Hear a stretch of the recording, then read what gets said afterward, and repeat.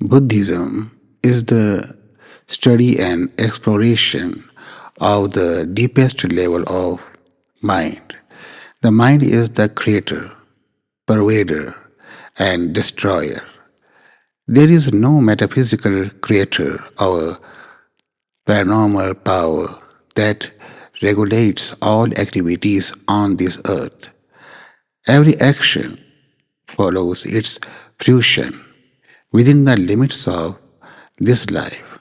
So Buddha emphasized vipassana, a meditation where we have to perceive the very nature of our mind. It begins with witnessing breathing.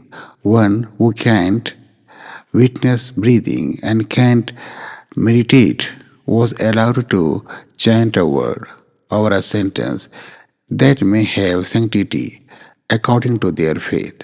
Nearly 500 years after Buddha, a prominent sect emerged out of the Sangha called Mahayana.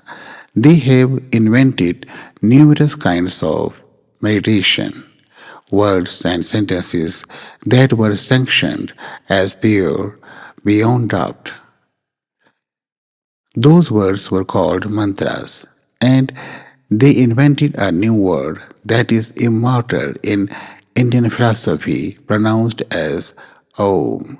The mantras were the abbreviation of Buddha's preaching to memorize in rhythm.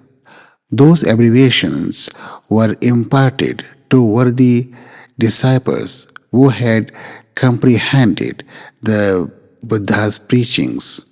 Mantras were the key words of preachings. That's why a few mantras may have some comprehensive meanings. Buddha says that the impurities of mind are anger, hatred, lust, greed, jealousy, attachment, and fear. These are words until you realize them and behave accordingly. When a disciple realizes these impurities, his mind sheds all impurities just as deciduous trees shed leaves in the autumn. In Mahayana, this state of mind and the initiation of pure behavior are called bodhisattva, which means who knew the true identity of the mind's nature. This state of mind is called the true embodiment of nature, the truth. So, the preachers of the Mahayana sect personified this state of mind and addressed it as Ishvara. Buddha says craving is the root cause of all sufferings in our lives. So, when a person realizes that it is the infirmities of the mind that are cravings, he gets rid of the root cause of suffering and instantly he merges with nature. And that state of mind is called achieving the absolute, and it is called Ishvara. In the beginning of the Sangha of Gautama Buddha, the dress code was not strict, but it was directed to wear rejected clothes. In those times, the rejected clothes were shrouds. In the Indian subcontinent, the shrouds used to be red or ochre. So the monks used to wear those shrouds. The northwestern Indian used to call those clothes bhagwa, which means destroyed. Gautama Buddha preferred to wear those clothes, so he was addressed as Bhagavana. It implies two great characteristics of Buddha. One, he wears ochre, and second, all impurities from his mind are destroyed. He is the embodiment of pure mind and nature, Buddhatva. Mahayana and Vajrayana sects of Buddhism had invented numerous ways to get nirvana. They served every person who had unique capacities to comprehend and practice Buddhism. One of those methods was to create idols. To Mahayana and Vajrayana Buddhists, the idols do not represent any historical figure, but a state of mind or a state of meditation. That's why there are several Buddhas in various postures and gestures. Each idols represents a state of meditation, and the postures and gestures represents the core teaching of Buddha to practice meditation. Later in the decline of Buddhism, the theists from the West, Eurasian, occupied those idols as God, the Creator. They misinterpreted the words Ishvara, Bhagavana, and Om. They did not understand the core philosophy of mantras, so they made it a magical spell.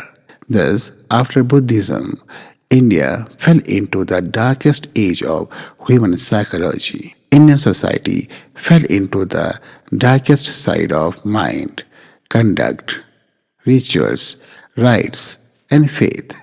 The decline of Buddhism in India gave rise to extreme superstitions.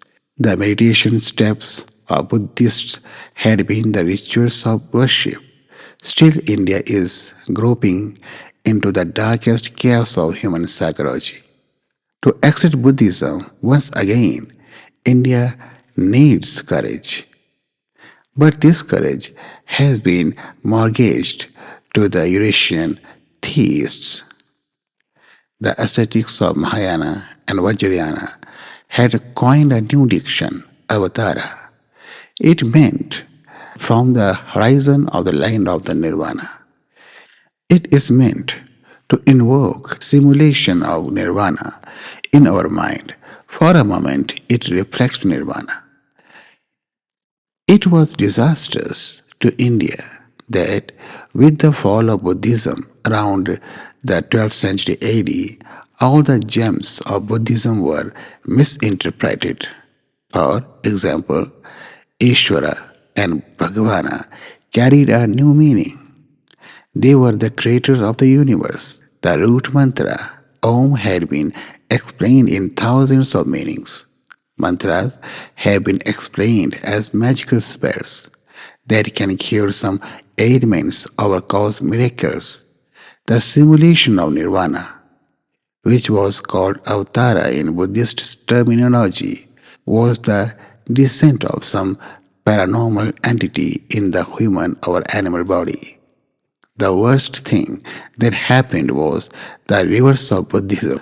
The core philosophy of Buddhism was to understand and go beyond hatred, jealousy, greed, fear, enmity, anger, and lust. But the theists from the Eurasia could not understand the high philosophy and the exploration of the mind. They amended Buddhist idols with weapons, and the characters of their new gods were full of hatred, jealousy, greed, fear, enmity, anger, and lust. The thought of a creator and the descent of some paranormal entity were not Indian philosophy. Ishvara and Bhagavana do not have the meaning of God. Even the concept of heaven was new to the Indian subcontinent. The Eurasians introduced their mythology and mixed it with Buddhist philosophy. To the Eurasian theists, the Buddhist concept of going beyond mind without selfness was fearsome. So they inserted a new diction, Atma, which was the translation of the Eurasian soul. Buddhists do not hold the fake hypothesis of God, the creator, which was very disturbing to the Eurasian theists. So they coined the new word, Paramatma, the super soul. Over time, the Eurasians in India conspired to humiliate Buddhist philosophy. So they began to address Buddha, Mahatma Buddha.